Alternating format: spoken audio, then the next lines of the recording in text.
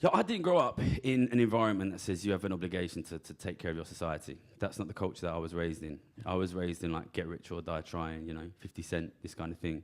And that made sense when I was poor.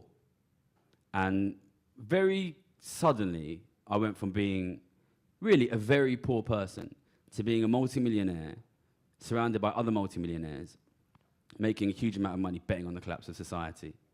And it might seem obvious, you and me sit here now, that that person has an obligation to help society. But if you go and ask people who work in trading now, why Gary quit, they'll say, because he's fucked up in his head and he's got a problem and he couldn't hack it. This is a big part of when I lived in Japan, I quit when I was in Japan. Yep. And I start going to these random cafes and telling people my story, and they say, oh, that's great, you're quitting to try and help society, that's great. When I tell Japanese people I'm quitting to try and help society, that's great. When I say that in England, very often they say, but you're making like £1 million a year, why did you quit? And it's like, well, I think society's going to collapse, so you try and stop it. And they're like, yeah, but £1 million a year. Have you read Candide by Voltaire? I'm not like some Voltaire pervert, Yeah, you witnessed my early knowledge of Voltaire. Yeah. So it's just basically, he's challenging this idea that the world has to be this way. And he doesn't say the world shouldn't be this way. He just shows you what's happening, shows you the horrors. And he never says, believe this, believe that. And I wanted to do that. I wanted you to take you on this journey, never tell you what to think, never tell you what to believe. But this book is very much part of my activism. Not in that it tells you what's wrong.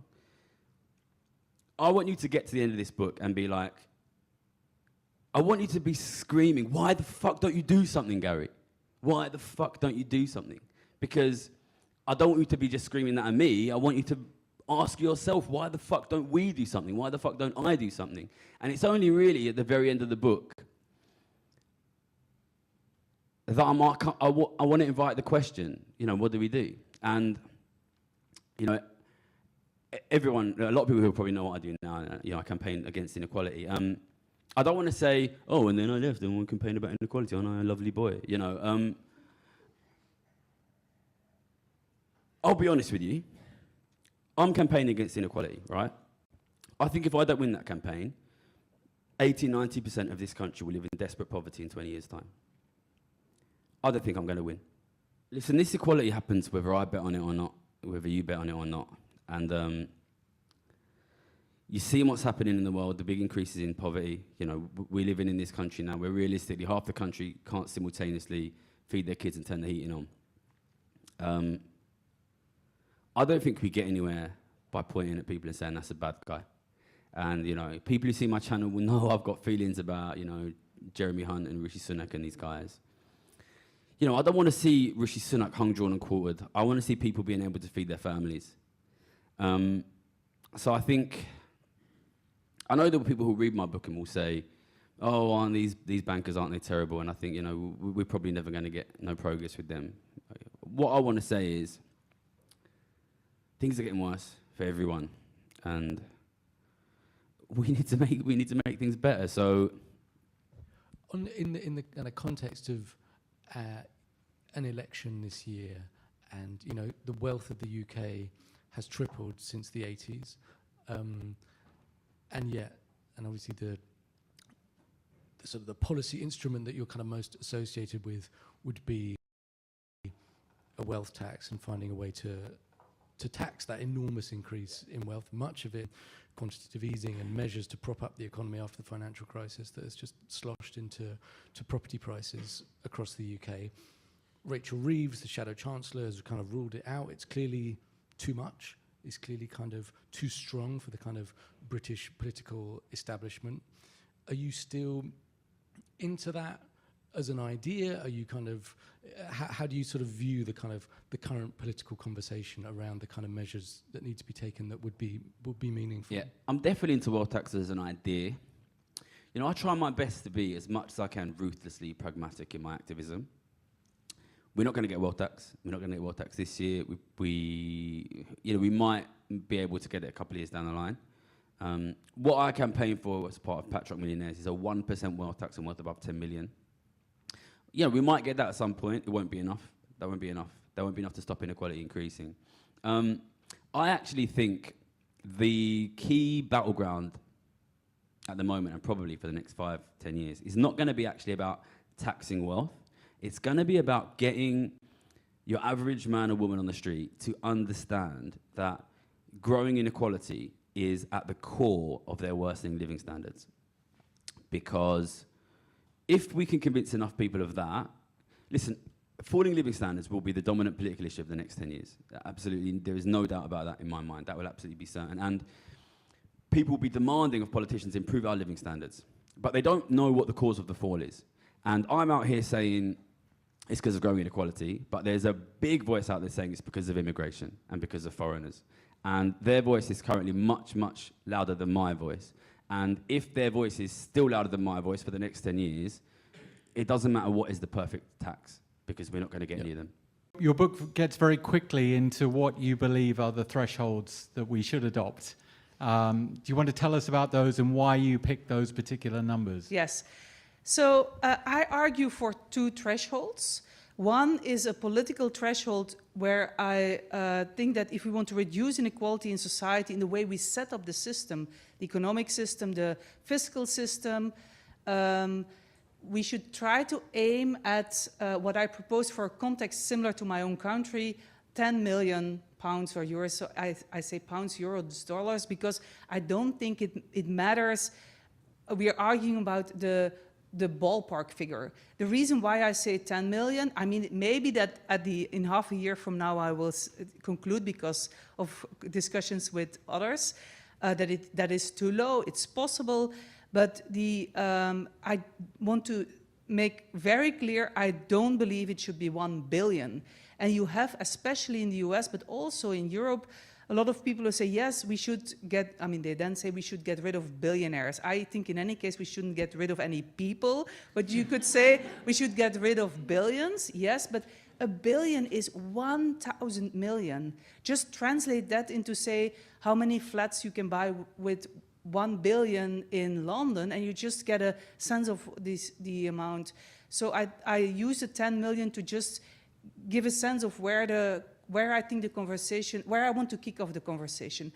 But then that amount, that political threshold is in order to try to reduce the harms to society, so the undermining of politics, the climate effects, but actually I believe that for many of us, and we've actually seen this with the people who went to sit before the 10 million was named as a number, I think many of us would be leading perfectly happy lives with much less. So there is this second threshold, which I call the ethical, which is voluntaristic, and that's just one that each of us should just ask in our own personal context, how much is enough for me?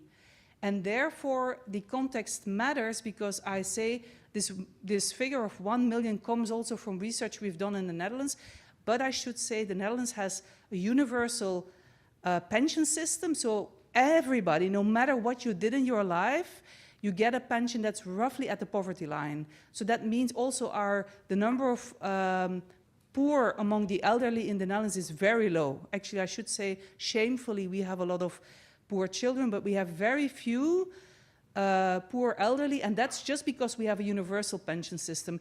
And the other thing that we have is we have a healthcare system that is a kind of a mixed economy element. It's provided by private entrepreneurs, but they're very deeply regulated, and it's universal. So that means two of the very important reasons why people sometimes want to save a lot are taken care of. And so that means that you might say, well, in the UK, especially if you fear that the NHS will collapse, that figure might be different. You know, I can see now how wealth inequality is driving all kinds of crazy political behaviour. And Ben Ansell, who some of you will have heard, did the Reith Lectures this year. A lot of his work shows that where you've got big wealth inequality, you get people voting for populists. That's true for Brexit voters, it's true for Le Pen voters, Trump voters, Scandinavian far right. But think about what's about to happen. Nothing's forever, including the baby boomers. as they shuffle off this mortal coil, they're going to bequeath £5.5 trillion to the next generation. Now, some will inherit fortunes, but others are going to inherit care bills. So the inequality that we have got today, it is about to be utterly transformed. And so Gen Z is about to become the most unequal generation, I don't know, for half a century. So if we think wealth inequality creates problems today, it is as nothing compared to what is about to hit us.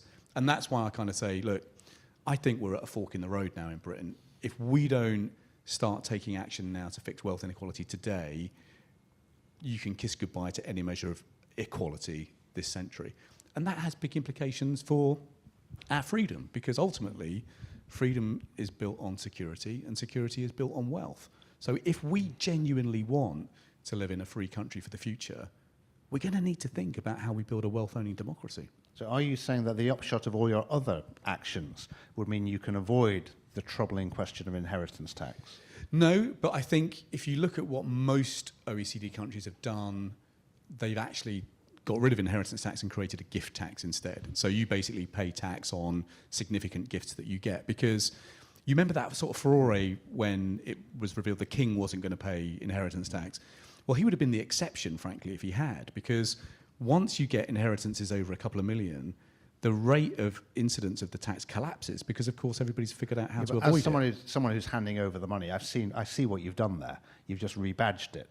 Now, does that alter the politics of it by creating a gift tax rather than the bequest tax? I think it could. Obviously, depends where you set the levels. But I mean, if you've got people who are going to asking people to pay a bit of tax on gifts that they get of, I don't know, over £500,000, that doesn't sort of seem kind of unreasonable to me. And I think, funnily enough, I think it might be easier to sell people on that than on what some of the ideas that I hear knocking around the Conservative Party. And the book is written as a counsel of hope, actually, rather than despair, because, you know, right now there is a lot of pessimism, there's a lot of declinism, there's a lot of sense that, you know, things are impossible and things are never going to get better.